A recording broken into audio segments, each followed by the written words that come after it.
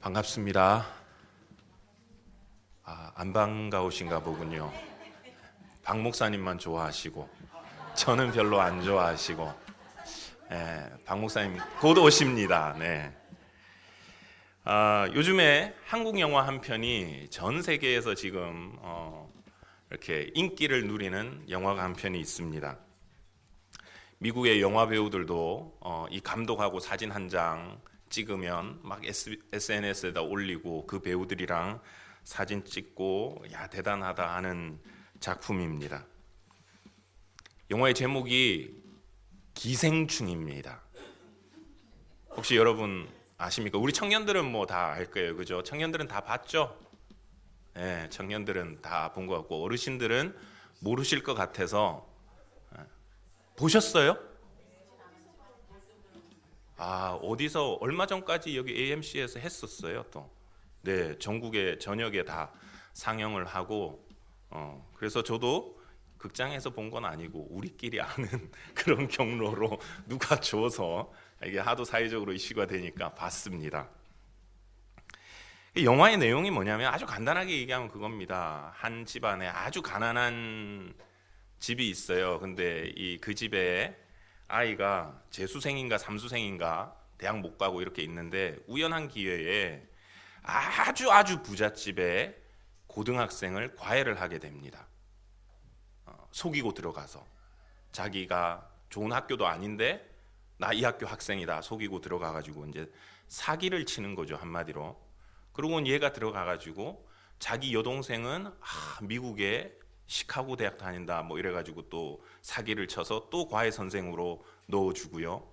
엄마는 요리 잘하는 집사로 또 가정부로 넣어주고 아빠는 운전기사로 넣어주고, 그래서 온 가족이 반지하에서 정말 표현이 좀 그렇지만 거지처럼 살다가 어느 순간 사기를 쳐가지고 으리으리한 집에 정말 기생충처럼 붙어서 삽니다. 이제 빈부의 격차를 보여주는 처음에는 이제 코믹한 영화인 줄 알았는데 그렇게 또 시작을 하고요. 근데 나중에는 보니까 결론이 좀 그랬어요. 저는 뭐 반반으로 나뉘는데 제가 볼 땐 그렇습니다. 나중엔 결국은 가족들이 그 한 가족으로 인해서 망가지는, 그리고 이쪽 사기친 가족들도 결국은 망가지고, 기생충이 들어오면 그렇잖아요. 몸이 망가지고 결국은 숙주가 죽으면 자기도 죽는 그런 모습이었습니다. 오늘 본문은 세례 요한이라고 하는 예수님과 동시대를 살았던 당시의 사람들에게는 예언자였고, 예수님이 아직 대중들에게 알려지기 전에는 저 사람이 혹시 오실 메시아가 아닌가 하는 그 기대를 하게 하는 인물의 죽음에 대한 이야기입니다. 오늘 말씀을 보면 마치 제가 지금 말씀드린 것처럼 영화 기생충이라고 하는 거기에서처럼 오늘 말씀에 보면 한 가족 구성원 전체가 이 세례 요한이라고 하는 사람의 죽음에 다 인발부가 되어 있는 것을 봅니다. 그래서 오늘은 세례 요한 그 자체가 아니라 그 사람으로 하여금 죽음에 이르게 한 이 가족들 한 사람 한 사람 살펴보면서 그 가운데서 우리가 어떤 교훈이 있는지 한번 생각해 보려고 합니다. 먼저 헤로디아라고 하는 여인입니다. 헤로디아는 이 요한의 죽음에 가장 결정적인 키 역할을 하는 인물이었습니다. 당시의 많은 이스라엘 사람들에게 세례 요한은 정말 시대의 위대한 스승이었기 때문에 많은 사람들이 요단강 근처에서 사역하는 이 요한에게 와서 세례를 받았습니다. 그리고 메시아로 기대를 받았기 때문에 오히려 그가 나서서 나중에는 나 메시아 아닙니다. 나 뒤에 오시는 분이 훨씬 능력이 많으시는 분이 올 텐데 그분이 여러분들에게 성령으로 세례를 주실 겁니다. 자기를 나타내야 됐었고, 또 예수님하고 종교 지도자가 이렇게 한번 논쟁을 붙었을 때 예수님이 세례 요한을 한번 끌고 들어갑니다. 그래, 내 권위에 대해서 너희가 질문이 생겨? 그러면 요거 먼저 대답해봐. 요한의 세례가 하늘로부터냐 사람에게로서 오냐? 그 질문을 딱 받으니까 종교 지도자들이 논쟁을 멈춥니다. 함부로 건드리면 안 되는 사람, 온 국민이 바라는 사람, 그런 사람이었기 때문에 이제 시대에 아주 중요한 인물이었습니다. 그런데 그런 인물이 지금 이 헤로디아라고 하는 이 여인에게는 그저 눈에 가신 거예요. 아니, 그것을 넘어서서 없애버려야 되는 그런 존재였습니다. 19절은 이렇게 말합니다. 헤로디아가 요한을 원수로 여겨 죽이고자 하였으되 하지 못한 것은. 자, 지금 이스라엘 모든 사람들이 귀하게 여기고 선지자다, 아니다, 메시아다, 너무나 위대한 사람이다 하는데 이 여인은 죽이고 싶어가지고, 원수로 여기고 죽이고 싶어가지고 지금 안달이 났습니다. 왜냐? 17절, 18절 이렇게 설명을 합니다. 전에 헤롯이 자기가 동생 빌립의 아내 헤로디아에게 장가 등고로 이 여자를 위하여 사람을 보내어 요한을 잡아 옥에 가두었으니 이는 요한이 헤롯에게 말하되 동생의 아내를 취한 것이 옳지 않다 하였음이라. 여러분들 이해를 돕기 위해서 이 헤롯 가문을 좀 설명을 드리면 그렇습니다. 예수님께서 태어나셨을 때 왕이 누구죠? 너무 쉬워서 여러분 대답할 가치가 안 느껴지세요? 너무 쉬워가지고 유치원생도 아는 질문을, 그죠? 죄송합니다. 헤롯이지요. 근데 예수님이 애굽으로 피난 가셨다가 왜 올라오죠? 헤롯이 죽어서. 지금 또 헤롯이네요. 어떻게 된 건가요? 같은 헤롯이에요? 네, 그걸 설명을 드리려고 하는 겁니다. 조금 졸려 하시는 것 같아서. 첫 번째 헤롯은 아버지 헤롯, 지금 헤롯은 아들 헤롯이에요. 그러니까 같은 사람이 아닙니다. 다른 사람입니다. 그리고 이 아버지 헤롯에게 또 다른 자녀가 있었어요. 헤롯 빌립이라고 하는 이복 동생입니다. 또 아켈라오라고 하는 또 아들도 있었고요. 그러니까 지금 이 헤롯 안티파스하고 결혼한 헤로디아가 예전에는 이 헤롯의 이복 동생인 빌립의 아내였어요. 그러니까 지금 누구랑 결혼을 했냐면 이 사람이, 헤롯이 자기의 제수랑 결혼을 한 거죠. 관계가 그렇게 됩니다. 예전에 구약에 보면 형사취수라고, 형이 죽었는데 대를 이을 자식이 없으면 그걸 허락을 해줬어요. 형이 죽는 경우에. 근데 지금은 버젓이 두 눈 시퍼렇게 뜨고 살아 있어요. 이런 경우를 레위기 18장 16절에서는 이렇게 경고를 했습니다. 너는 내 형제의 아내의 하체를 범하지 말라. 이는 내 형제의 하체니라. 비윤리적인 거죠. 그래서 세례 요한이 헤롯에게 이것은 옳지 않다 하고 말하는 겁니다. 근데 지금 그가 헤롯에게 말했다라고 하는 것이 우리 한글에서는 표시가 잘 나지 않는데 헬라어에서는 미완료라고 하는 시제로 썼어요. 그게 뭐냐면 영어로는 옆에 이제 한영 번역이 되어 있는 분들은 아마 잘 나타날 겁니다. 과거 완료 진행형. 자, 우리 젊은 친구들은 다 아시죠? 문법에 강한 유학생들. 과거 완료 진행이 뭐예요? 과거의 한 시점에 시작해서 원타임이 아니라 계속해서 하는 거. 그죠? 어느 시점까지. 어느 시점에 시작해서 어느 시점까지 계속해서 이야기를 하는 겁니다. 헤로디아가 듣기를 싫어하고 헤롯도 듣기를 싫어하는 그 말을 요한은 한 번만 말하고 끝나는 게 아니고 또 말하고 또 말하고 또 말하고 또 말하는 거예요. 왜? 헤롯은 그냥 일반인이 아니었기에, 그가 백성의 지도자였기 때문에, 왕으로서 백성 앞에서 하나님의 말씀을 지키고 바르게 살아야 됐기 때문에 모본을 보여라, 지도자로서 모본을 보여라. 그래서 영적인 지도자가 지금 정치적인 지도자한테 직언을 한번 하고 있는 겁니다. 아니, 한 번이 아니죠. 직언을 계속하는 거죠. 근데 헤로디아한테는 그 말이, 이 하나님의 말씀이 점점 듣기가 싫어지는 거예요. 화가 나고 분이 차올라요. 그 분이 차오르는데 어디까지 차오르느냐? 그 하나님의 말씀을 전하는, 온 국민이 시대의 예언자라고 말하는 세례 요한을 눈을 이렇게 뜨고는 저거 죽여버려야지 하는 단계까지 나간 겁니다. 통제가 안 되는 거죠. 그 분이, 화가. 에베소서 4장 26절 27절은 이 분노에 대해서 저희들에게 이렇게 조언을 합니다. 경고를 합니다. 분을 내어도 죄를 짓지 말며 해가 지도록 분을 품지 말고 마귀에게 틈을 주지 말라. 화가 나는 것, 우리가 감정을 가지고 있기 때문에 화날 수 있어요. 분이 납니다. 그런데 성경의 가르침은 이릅니다.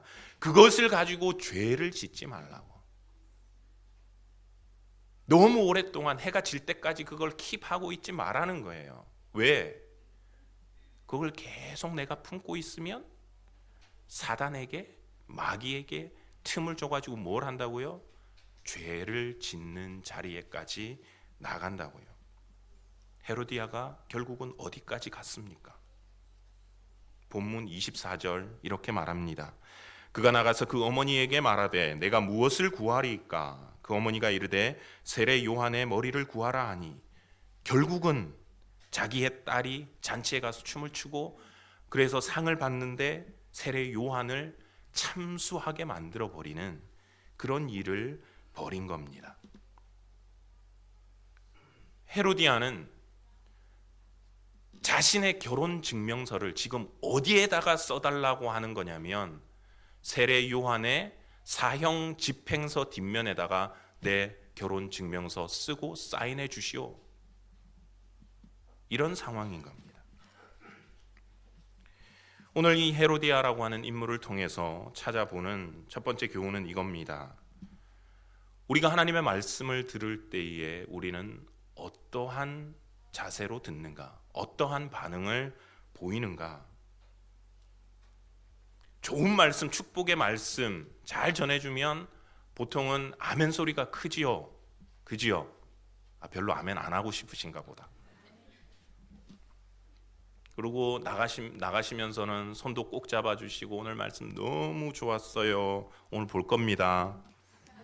손 잡아주시나 안 잡아주시나. 근데 조금이라도 마음에 걸리는 부분이 있으면 여러분 어떡하시죠? 저거 지금 나 들으라고 하는 소리야? 조금 더 나가면 그렇습니다. 참 교회가 여기밖에 없나? 많다. 여기 말고도. 더 나가면 목사님 나 좀 봅시다. 그냥 하는 소리가 아니고요. 제가 직접 경험했습니다. 한국에서 목사도 아니고 전도사 시절에 아이들을 가르치는데 설교 중에 한국은 대학 입시가 너무 크잖아요. 고3만 되면 모든 것에 열애가 되고 다 면제부를 줍니다. 그래서 하루 한 번은 너무 답답해서 세게 얘기를 했어요. 세게. 야, 대학은 재수, 삼수라도 할 수 있지. 하나님 나라는 재수 없다. 한 번 대답 잘못하면 너희는 천국이 그냥 날아가는 거다. 신앙생활 똑바로 못하고 서울대 가봐야 무슨 소용이냐 얘기를 했는데, 아이고 어머나 세상에, 저희 학생 중에 서울대를 준비하는 친구가 있었던 거예요. 저는 걔가 뭐 어디 준비하는지도 몰랐고 뭐 일반적으로 얘기를 한 거예요.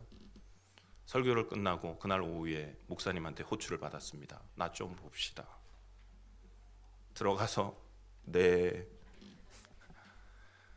이제 자초지종을 알고 보니까 그런 거예요. 이 친구가 이제 가가지고 전도사님이 뭐 서울대 그렇게 가봐야 뭐 안 된다고 그러대.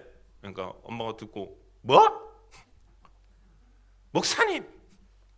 그러고 이제 결국은 저까지. 나중에는 이제 오해를 잘 풀었습니다. 그런데 씁쓸했지요. 그 아이를 직접 겨냥한 것도 아니었고 일반적으로 신앙에 도움되는 이야기를 한 건데 나 들으라고 하는 소리야. 한문 글귀 중에 이런 글귀가 있습니다. 한번 보실까요? 다 영어만 익숙하셔가지고 여러분들 다 같이 한번 읽어보도록 하겠습니다. 시작.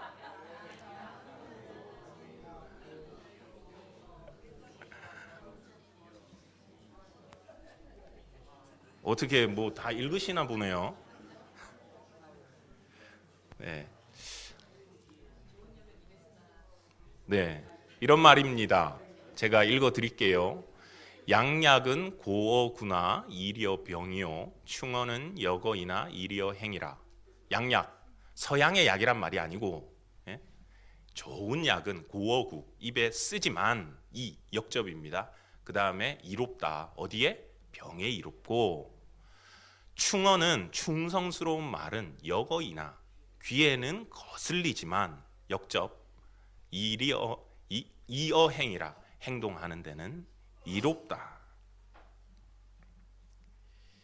만일 헤로디아가 하나님의 말씀 자기의 귀에는 지금 거슬리는 이 말, 하지만 자기의 영혼에게는 도움이 되는 이 말을 듣고 그가 회개하고 또 따르고 뭔가를 했다면 이스라엘의 역사에서 요한의 운명은 또 어떻게 달라졌을런지 모르겠습니다.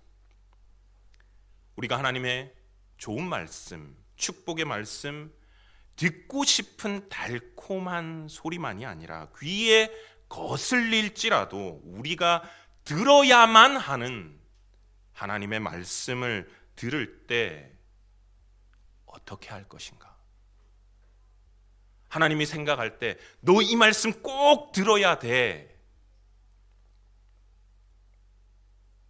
원하기는 우리가 하나님의 경고의 말씀도 내 마음에 내 귀에 거슬리는 말씀도 사실은 돌아보면 나의 영혼을 잘되게 하기 위해 복으로 주시는 그 말씀임을 우리가 깨닫고 그 말을 거부하고 그 말을 전하는 사람을 또 거부하고 더 나아가서 범죄하는 자리에 이르는 그런 삶이 아니라 힘들어도 귀에는 거슬리고 그 당시에는 기분이 좀 나쁠 수 있지만 그 하나님의 말씀을 겸손하게 받아서 그대로 살아갈 수 있는 저희들의 신앙이 되기를 소원합니다.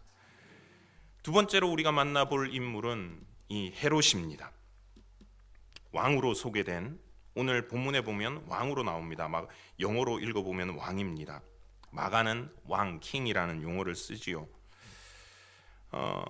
이 헤롯은 세례 요한에 대해서 그래도 자기 현재의 부인 헤로디아보다는 좀 적개심이 덜 했습니다. 20절 보시면 이렇게 말합니다. 우리 한번 같이 읽어볼까요? 20절입니다. 헤롯이 요한을 의롭고 거룩한 사람으로 알고 두려워하여 보호하며 또 그의 말을 들을 때에 크게 번민을 하면서도 달갑게 들음이러라.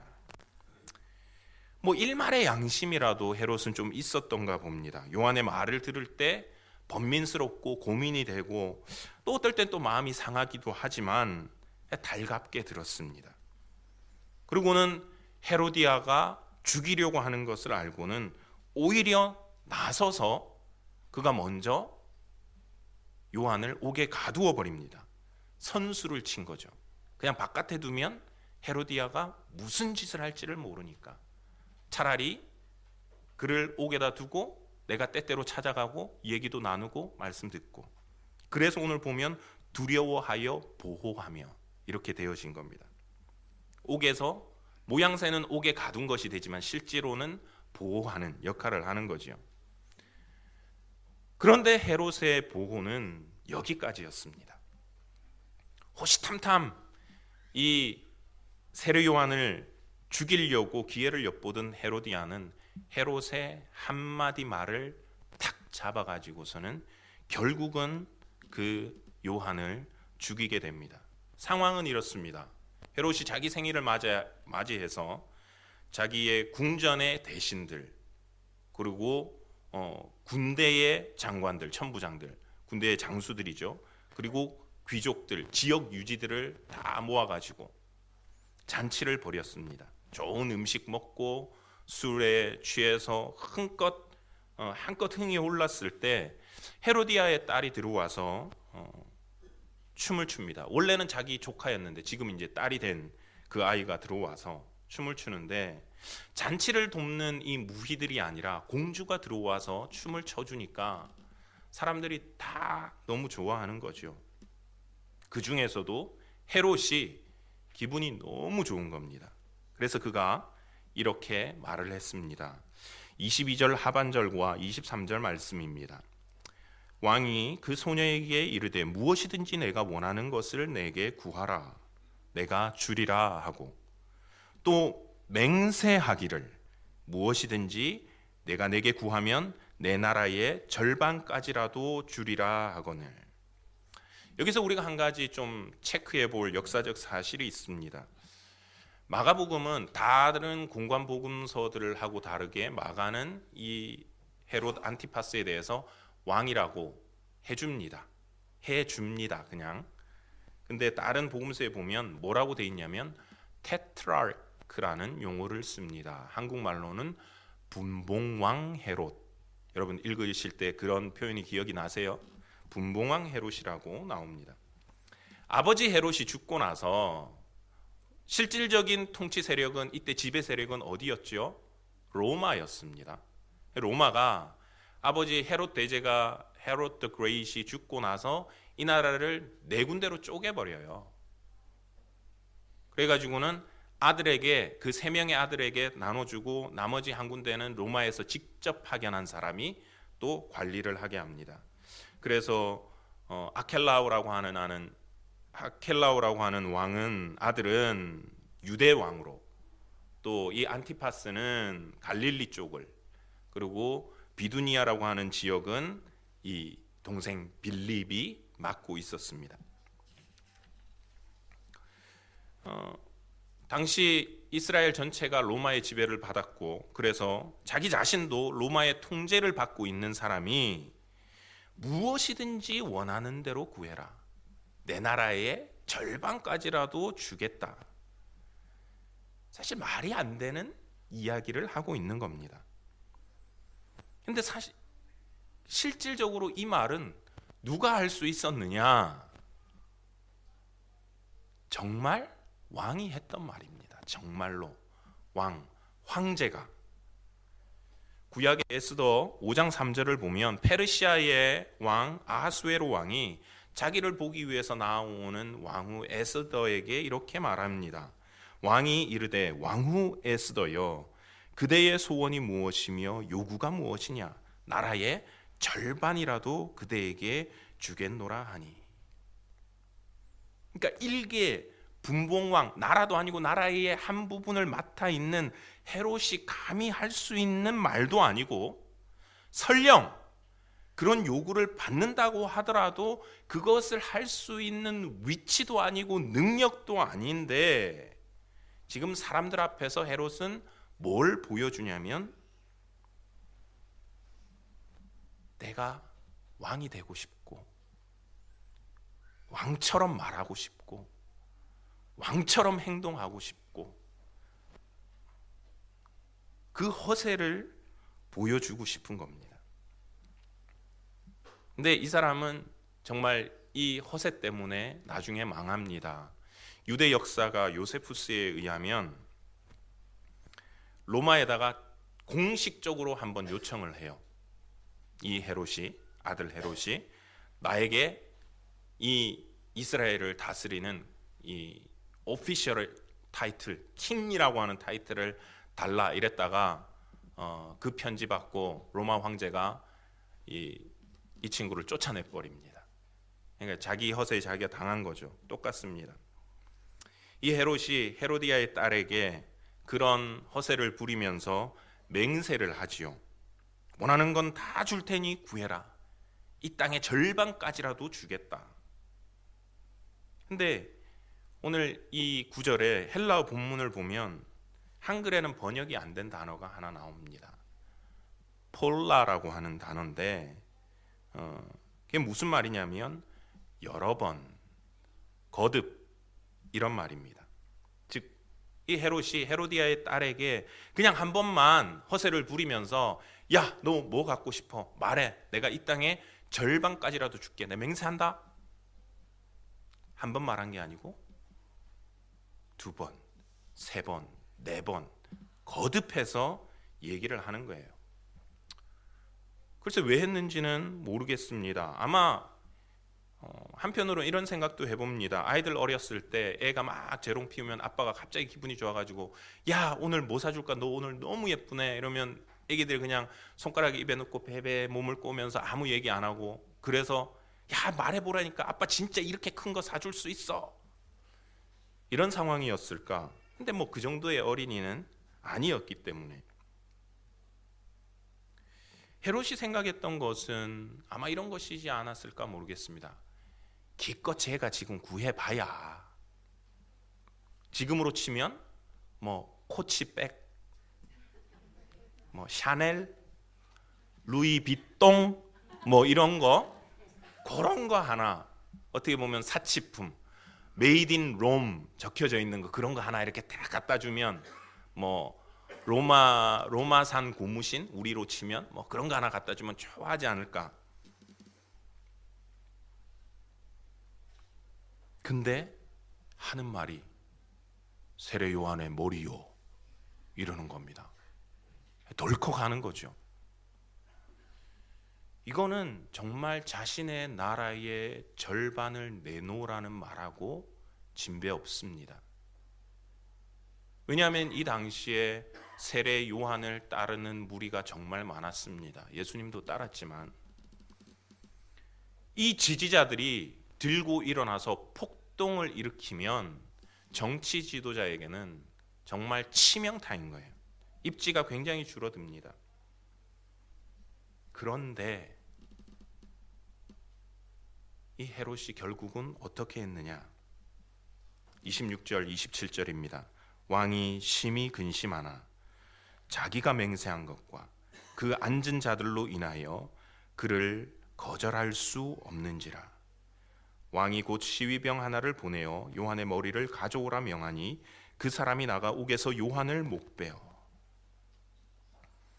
지금 정말 대륙의 황제나 쓸 수 있는 그 어법을 쓰면서 사람들 앞에서 왕처럼 왕인 양 행동하면서 이제 허세를 부렸는데 그거는 안 되는데 이러면 자기가 너무 창피스러운 겁니다. 내가 왕이 아니라는 것을 인정하는 꼴이 됩니다. 주변의 사람들도 그렇게 얘기하겠죠. 아이고 꼴 좋다, 창피스럽게 저게 뭐냐. 그래서 이 헤롯이 어떻게 합니까? 세례 요한을 통해서 주시는 하나님의 말씀에는 순종할 용기가 없었던 요한이, 이 헤롯이 자기의 딸의 말에는 순종해야 되는 상황이 된 겁니다. 하나님의 말씀에는 순종 못하던 자가 이 어린 딸아이의 말에는 자기가 말한 것 때문에 지켜야 되는 그런 웃긴 상황이 되었던 것을 봅니다. 자기가 한 말이 도리어 덫이 된 것이죠. 자기가 존경했고 그리고 보호하려고 했던 세례 요한을 자기의 말 한마디 때문에 죽게 만든 겁니다. 오늘 이 헤롯을 통해서 배우는 교훈 이것입니다. 우리가 신앙생활을 할 때 우리의 말, 때로는 허세가 가득한 말, 아니면 때로는 성급한 맹세로 인해서 실수하거나 또 후회로운 적이 없었는지 한번 돌아볼 수 있기를 원합니다. 야고보서 3장 4절에서 6절은 말과 혀의 그 파괴적인 영향력에 대해서 이렇게 말을 합니다. 또 배를 보라, 그렇게 크고 광풍에 밀려가는 것들을 지극히 작은 키로서 사공의 뜻대로 운행하나니 이와 같이 혀도 작은 지체로 돼 큰 것을 자랑하도다. 보라, 얼마나 작은 불이 얼마나 많은 나무를 태우는가. 혀는 곧 불이요 불의의 세계라. 혀는 우리 지체 중에서 온 몸을 더럽히고 삶의 수레바퀴를 불사르나니 그 사르는 것이 지옥 불에서 나느니라. 여러분 어떻습니까? 내가 너무 성급하게 말하고 또 허세를 담아서 말하고 맹세해서 마치 작은 불이 많은 나무를 태우고 온 산을 태움같이 파괴적인 결과를 가져오는 것들을 저희가 보지 않나요? 인간관계가 깨어지고 사람들한테 미움을 받기도 하고 분노를 일으키고 가정이 깨어지고 공동체가 깨어지고 평화가 아니라 분쟁이 일어나고 나아가서 한 사람, 한 영혼을 때로는 우리가 죽이기까지 하는 것을 봅니다. 원하기는 우리의 입에서 나오는 말을 통해서 그런 일이 아니라 넘어진 자를 일으켜 세우고 우는 자들의 눈물을 닦아주고 웃게 만들고 사람을 살리고 가정을 살리고 이 교회 공동체를 일으켜 세울 수 있는 그런 언어의 생활이 되기를 소원합니다. 마지막으로 살펴볼 인물은 이 헤로디아의 딸입니다. 본문에는 이름이 나오지 않는데 역사가들은 이 딸의 이름이 살로메라고 합니다. 이 공주가 이렇게 보니까 엄마가 이제 새로 결혼을 한다 그럽니다. 그래서 잘 됐다 하는데 다른 사람과 누가 새아빠가 될래나 재혼을 어떻게 하나 이랬는데 보니까 아이고 작은아버지, 큰아버지라고 해야 될지 작은아버지라고 해야 될지 큰아버지네요. 졸지에 큰아버지를 큰아버지가 아니라 아버지라고 불러야 되는 상황이 된 겁니다. 그리고 어느 날 엄마가 와가지고 야 이제 곧 아버지 생일이니까 너가 그때 잔치 때 춤 한번 춰라. 좀 기쁘게 해줘라. 그래서 춤을 춥니다. 22절 전반부 헤로디아의 딸이 친히 들어와 춤을 추며 헤롯과 그와 함께한 자들을 기쁘게 한지라. 근데 역사적인 자료를 보면 이 헬라 시대에 이런 왕과 권세 있는 사람들의 잔치는 여러분 우리가 생각하는 그냥 이렇게 일반적인 잔치가 아니었습니다. 보통은 이 잔치를 돕는 여인들은 빼고 여인들은 허락되지 않고 남자들만 모이는 잔치였습니다. 그러면 이해가 가시죠? 어떤 잔치인지. 부인들, 자기의 부인들은 절대 오지 못하는 자리, 그리고 첩과 창녀의 중간 정도 되는 무희들이 나와서 흥을 돋우고 밤새 술을 마시고 쾌락을 위해서 즐기는 그런 파티, 아주 그런 잔치였습니다. 그런데 그런 자리에 이 아이가 스스로 갔을까요? 아마 지금 제가 잠깐 말씀드린 대로 엄마가 그렇게 얘기를 했겠죠. 야, 너 가서 춤 한번 춰라. 마지못해서 했을런지도 모르겠습니다. 엄마 하라 그러니까 아이 가서 뭐 내가 지금 뭘 하고 있는 건지 저 사람들은 또 왜 입을 해 벌려가지고 저렇게 좋아하는지 아무런 생각 없이 그저 따랐는지도 모르겠습니다. 이제 마치고 막 빨리 돌아오려는데 새아버지가 말하는 겁니다. 좋아가지고 야, 너 너무 잘했다. 너가 저기 뭐든 구해라. 내가 이 나라의 절반까지라도 주겠다.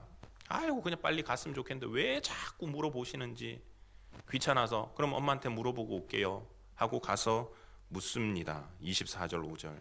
그가 나가서 그 어머니에게 말하되 내가 무엇을 구하리이까? 그 어머니가 이르되 세례 요한의 머리를 구하라 하니 그가 곧 왕에게 급히 들어가 구하여 이르되 세례 요한의 머리를 소반에 얹어 곧 내게 주기를 원하옵나이다 하니. 주석가들은 이렇게 얘기합니다. 아주 어린애는 아니었다. 아마 15세에서 18세, 우리로 치면 뉴스 정도 되는 아이들, 그 정도의 나이로 추정을 합니다. 근데 지금 자기가 구한 것이 얼마나 충격적인 것인지를 느낌 정도만 가지고 있었겠지요. 근데 그것이 얼마나 잘못된 것인가를 이 아이는 알지를 못합니다. 그저 엄마가 시키니까 엄마 이거 이렇게 하라고요? 알았어요. 그리고는 좋아라 하면서 그것을 쟁반에 담아다가 갖다 줍니다. 다른 말로 하면 이 아이는 영적으로 무지했어요. 전혀 분별력이 없었습니다. 그저 자기 어머니가 너 가서 이거 달라고 해. 그래서 좀 잔인하긴 했지만 본인 생각에 그냥 극악한 죄인 한 명 죽나 보다 그렇게 생각을 했을런지 모르겠습니다. 오늘 이 아이를 통해서 배우는 교훈은 이것입니다. 우리에게 분별력이 있는가? 우리에게 영적인 분별력이 있는가? 내가 지금 무엇을 하고 있고 무엇을 구하고 있으며 무엇을 위해서 지금 내가 여기에 있는가?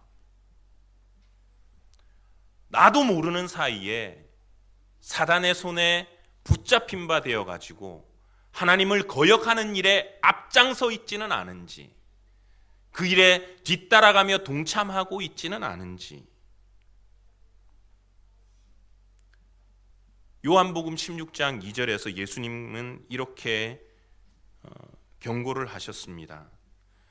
사람들이 너희를 출교할 뿐 아니라 때가 이르면 물은 너희를 죽이는 자가 생각하기를 이것이 하나님을 섬기는 일이라 하리라. 이 아이는 지금 자기가 무슨 일을 하고 있는지 몰랐습니다. 하나님이 기뻐하지 않는 일을 분명히 압니다. 우리는. 그런데 지금 이 아이는 어쩌면 이렇게 말했는지 모릅니다. 엄마한테 돌아가서 엄마 나 잘했죠. 나 착한 딸이죠. 얼마나 어리석은 일입니까? 이 아이는 어렸습니다. 그래서 교훈이 이겁니다. 영적인 미성숙이 얼마나 위험한 것인가. 자기는 잘하고 있다고 착각하고 있는 거예요. 나 잘했죠, 엄마. 나 정말 잘했지. 나 착한 딸이지. 하나님 나 잘했죠. 이만하면 됐죠. 얼마나 더. 바울은 로마서 12장 2절에서 이렇게 저희들을 권면합니다. 너희는 이 세대를 본받지 말고 오직 마음을 새롭게 함으로 변화를 받아 하나님의 선하시고 기뻐하시고 온전하신 뜻이 무엇인지 분별하도록 하라. 원하기는 저희들의 삶이 하나님을 대적하는 삶에 동참하고 있으면서도 내가 하나님 일 잘하고 있다는 착각 속에서 살아가는 그런 인생이 아니라 영적인 분별력을 가지고 정말로 하나님의 그 선하시고 기뻐하시고 온전하신 뜻을 이루어 드릴 수 있는 저와 여러분들의 삶, 또 우리 맨하탄 교회의 사역이 되기를 소원합니다. 우리들의 삶과 인생이 하나님의 경고의 말씀을 들을 때라도 그것을 거부하는 것이 아니라 감사로 받을 줄 알고, 또 허세와 성급한 말로 실수하거나 또 사람을 파괴하는 자리에, 공동체를 파괴하는 자리까지 이르는 것이 아니라 세우는 그런 우리의 말, 또 영적인 분별력을 가지고 하나님을 대적하는 일을 하면서 나 잘하고 있지, 이 정도면 됐지, 얼마나 더, 이런 것이 아니라 정말 하나님을 기쁘시게 할 수 있는 저희들의 삶이 되기를 소원합니다. 기도하겠습니다.